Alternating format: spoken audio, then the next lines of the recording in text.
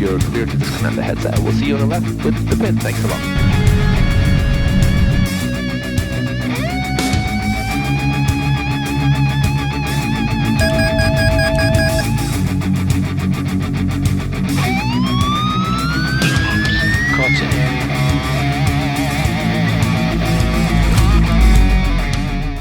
What is going on, ladies and gentlemen? Welcome back to another very exciting video.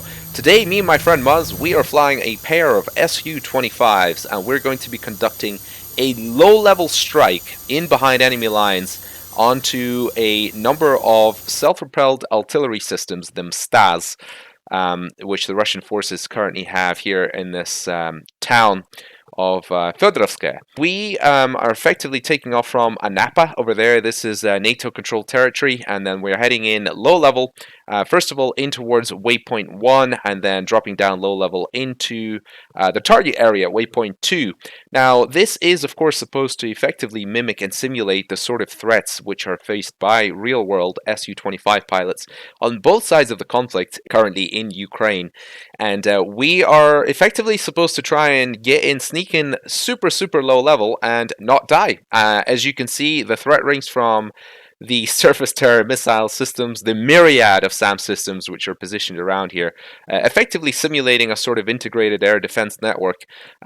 We have everything from SA-10s, we've got SA-11s, we've got SA-22 Pantsirs, though that's a mod by Currenthill. I'll leave a link in the description below for anybody interested. We've got SA-8s, of course, as well, so both optically and radar-guided missiles, just an absolute myriad of threats to avoid. And the only way to avoid them, as I'm sure you've seen from many videos in the Ukrainian conflict, is to fly unbelievably low. Speed is life and height is your life insurance. Flying in low level here and conducting the strike onto these Mstas. We have pre-briefed all of this before. We assumed that there has been a number of reconnaissance missions which have been carried out. We've got drones in the area showing us exactly what the positioning of these Mstas are. We know they're positioned in a hedgerow here just behind this crossroad. The plan is to come in low level south of this village of Fedorovskaya and then do a pop-up attack with a bunch of S-13 rocket pods. Those are very powerful high caliber rockets that we'll be using today. If necessary, we're going to loop back around the town in a clockwise manner to come in for a second pop-up attack and hopefully escape any of the missiles flying in towards us. Come in for a re-attack, potentially switch directions, come in and do an anti-clockwise loop if required. Leaders, of course, in charge of conducting all of this. My job as the wingman is going to be stick low-level formation flying and follow him in and call out any threats as I see them, and hopefully we get out of there alive. So with that said, I think we should jump right into the mission and get cracking. Now, as we're taxiing out of here from Anapa, a captured Russian airbase, which is why you guys are seeing both a combination of Russian equipment and NATO equipment scattered around the airbase. As we're taxiing out here, I just want to provide a little bit of commentary on the formation flying that you guys will be observing in this video. A lot of you that are very keen will probably notice that we are flying a much tighter, closer formation than what would normally be acceptable for a NATO aircraft operating in the same combat environment, which would normally be a fighting wing formation about 0.3 to 0.6 nautical miles apart. In our case, you'll notice we're flying very close, a very close formation at low level, more aligned with an echelon left or an echelon right formation.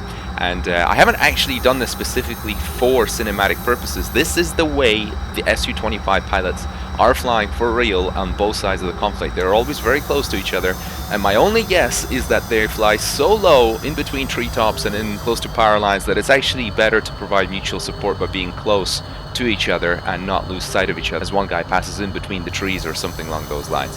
So that is my guess. But for now, I'll just shut up and enjoy the action.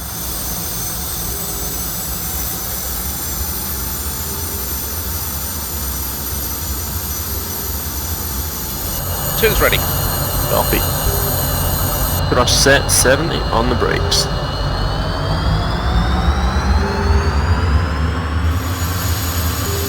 Releasing brakes. Ready now.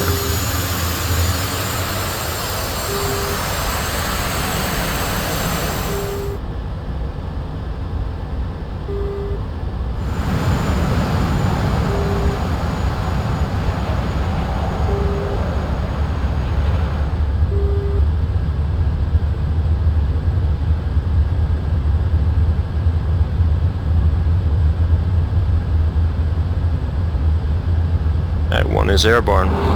Gear up. And flaps up. Coming to the left.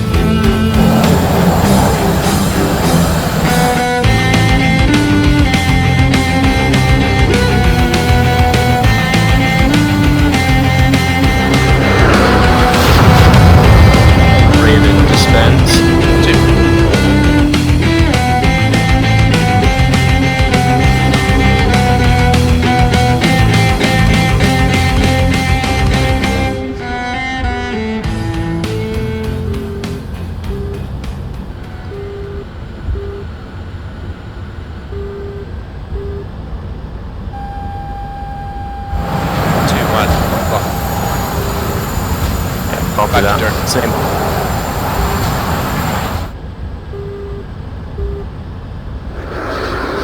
Right, Raven, action.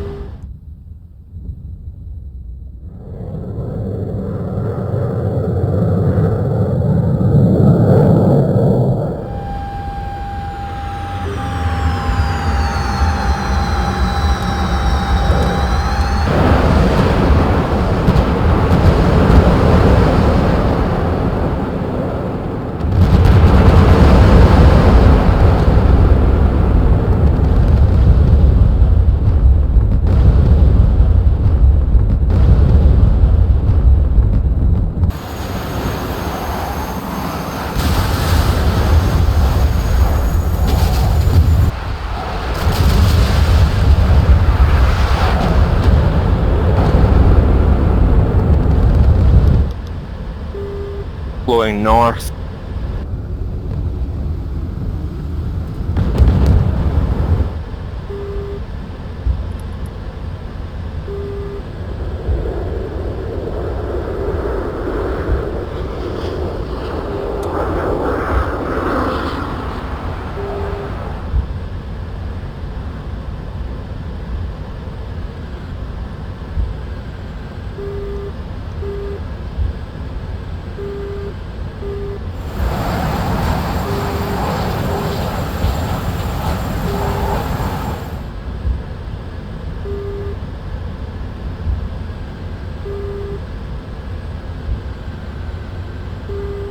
Mod, 11 o'clock. 2 same.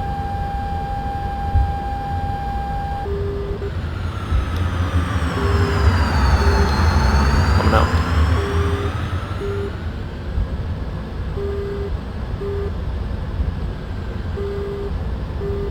Rolling in.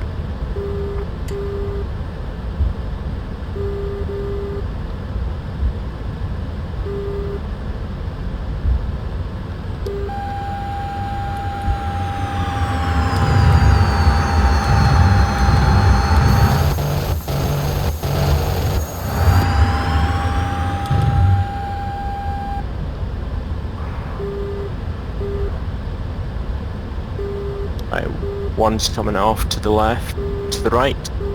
2. Yeah, mud, 1 o'clock. Affirm, let's come right as soon as possible. Coming right.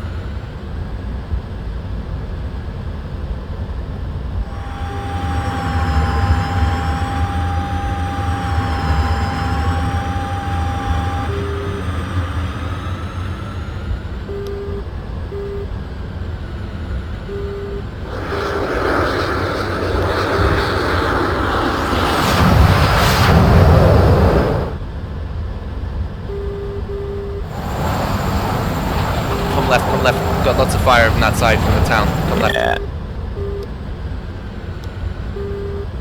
Now I'm just going to intervene with a little bit of commentary at this point. I believe the lead aircraft has misjudged the approach to the target at this point. That's why he's taken us in at low level, straight on, head on effectively towards those artillery pieces and towards the town, and sort of misjudged where we're going to end up. So we couldn't really do a pop-up attack from that point onwards. It is very, very challenging flying the Su-25 at treetop level, maintaining that situational awareness, and you're navigating with reference to the terrain, of course, because we don't have a moving map. These are old aircraft, all analog gauges, and I would absolutely love it if somebody could do a mod for the Su-25, effectively mimicking what the pilots in the current Ukraine conflict are using. On both sides of the conflict, Su-25 pilots have some form of mobile phone strapped to either the mirror or close to the HUD, and there is some sort of moving map on it. So if we could just do something quite basic like that for DCS,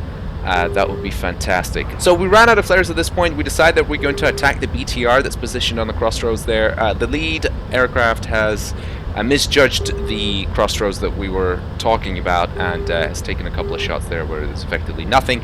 I come in for an attack run onto this BTR, fire off a couple of bursts quickly, and then at that point, since we're out of countermeasures, we decide to egress out west, low level, and then proceed in towards our airbase for a low pass and a formation landing. So if you're interested in seeing that part, then stick around. Alright, 2 is Winchester, that's RTB. RTB. Bug out, waypoint 3. Looks like there might be a SAM launch, just watch out. Let's see trail, let's see there's a trail, or 10 o'clock, get low level.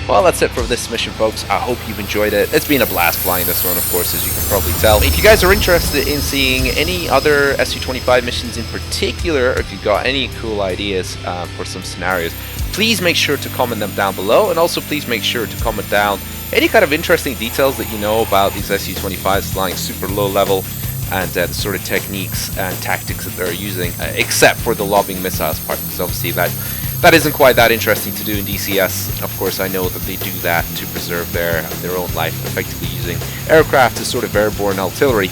But anyway, I hope you've enjoyed this one. For anybody who is a Patreon supporter, of course, I will leave the mission file for you as usual in the Google Drive that you guys have access to. So please feel free to enjoy it and fly it yourself.